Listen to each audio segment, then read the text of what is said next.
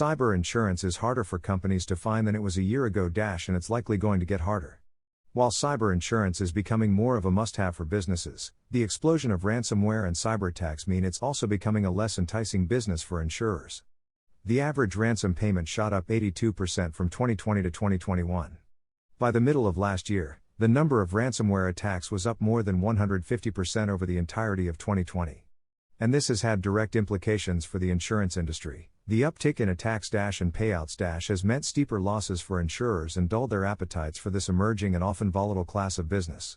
For cyber insurance to remain a viable business, insurers and their customers need a new pool of capital to help address the risk of large, generally unlikely, but possible, cyber catastrophes events that hit multiple companies and cost insurers hundreds of millions of dollars.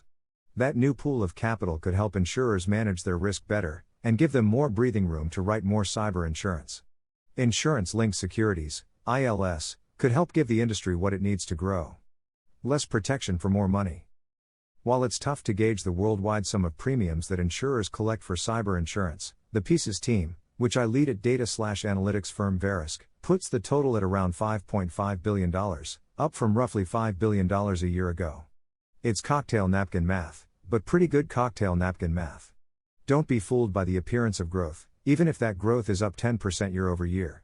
Many companies have had to spend more to buy insurance that covers the same or less than it did last year, with premium increases of 25 to 75% depending on the type of company buying insurance, how much protection they want, and other factors. While that may look like growth for insurers, that premium may also be coming on more imminent risk. And despite appearances, some insurers have either reduced how much cyber they'll write or have even pulled out of the market entirely. As you'd expect from the increase in ransomware activity, and other types of attacks, the global insurance industry's loss environment has become more challenging. Data reviewed by Pieces from the January 1, 2022, reinsurance renewal cycle shows a significant increase in cyber insurance loss ratios, insured losses divided by premium. After hovering around 60% in the past, according to our market sources, it looks like 2021 could go as high as 80%, when the dust settles, which can take a while. We're still seeing further loss activity from 2020 get reported, and even some from 2019. With time, we could see past profitability impaired further, along with a delayed signal on today's cyber insurance loss trends. Treading water. For many in the cyber insurance sector, reinsurance has been a bit of a crutch. Reinsurance is basically the insurance that insurance companies buy. Insurers have become increasingly dependent upon reinsurance as a way to manage their own risk and capital, and it's safe to say that the growth in cyber insurance experienced, particularly through 2018, was fueled largely by reinsurance. Simply put, reinsurance has helped make it easier for many insurers to write cyber business, because they have a partner in place ready to share the risk with them. It's a lot easier to say yes when someone else is sharing the burden. The share carried by reinsurers is growing quickly. A few years ago, insurers ceded around 45% of the business they wrote to reinsurers. Today, that's around 55%. This means that insurers aren't increasing their commitments to the cyber sector. They'll write more as long as someone else, the reinsurer, takes more and more of the burden. But with losses becoming more frequent and more expensive, many reinsurers are becoming more cautious, too. While cyber reinsurance growth has allowed insurers to tread water, that's not enough in the long run. Part of what's missing, however, is a growth in protection. Premiums may be on the rise, but companies may have less protection than they did in the past, possibly leaving them more exposed. Industry growth doesn't necessarily mean a business environment that's safer from cyber. We need to see premium grow from market expansion, not higher prices on a shrinking capital base. Right now, reinsurers are providing enough support to insurers to keep the cyber insurance market in place, but not enough to help it grow. This stabilization is still important, as a more pervasive and aggressive cyber threat environment could cause many to reconsider whether they want to be in cyber insurance at all. The question now, bluntly, is simple: has the threat become untenable? How securities could help? It's clear that something needs to be done about the cadence and impact of cyber attacks. Alleviating the threat would have the most profound impact on insurers' ability to write more cyber. Fortunately, there have been some promising developments, like the successful diplomatic efforts to have decryption keys provided without ransom payment following the Cassia attack last summer. Diplomacy requires a long runway, though, and the industry needs to buy time while that process progresses.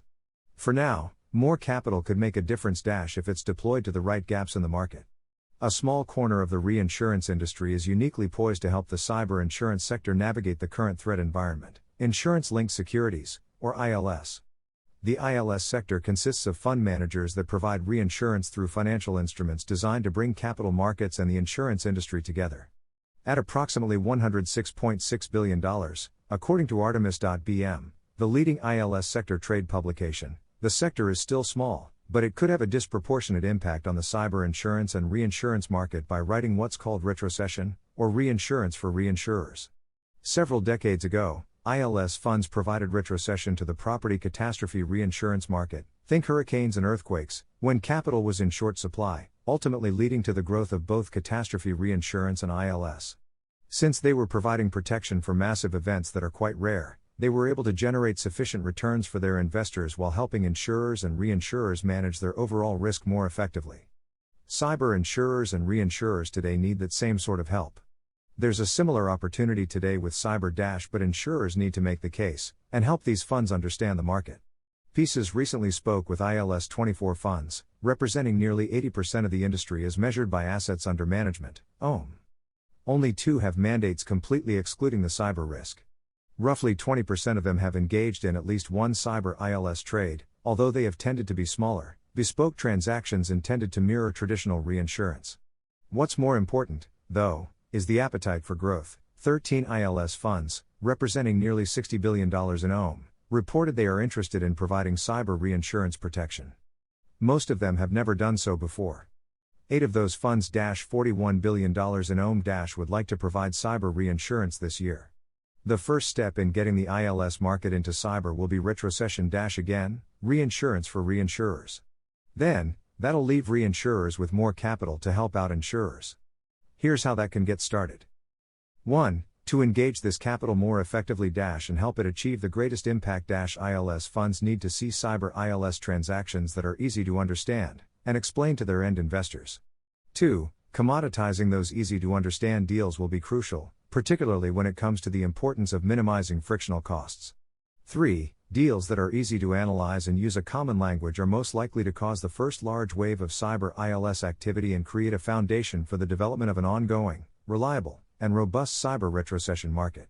4. With reinsurers able to secure retrocession, they should be able to deploy more capital to the insurers they support, which in turn will enable a return to cyber insurance market growth. The industry is making progress. ILS funds have shown a salient increase in appetite for cyber risk, particularly now that protection buyer expectations on pricing have moved upward. Insurers and reinsurers have seen quoted pricing from ILS funds approach a more realistic level as well, which is the behavior necessary for the market to reach a clearing price. Once the first commoditizable transaction is completed, most of my clients agree, many more will follow. Cyber ILS alone won't save the cyber insurance market. Ransomware has become a profound problem, and it will require more than just insurance to solve it. That said, cyber ILS can help insurers, insureds, governments, and other stakeholders get the breathing room they need to manage the threat environment and make the cyber world a safer place.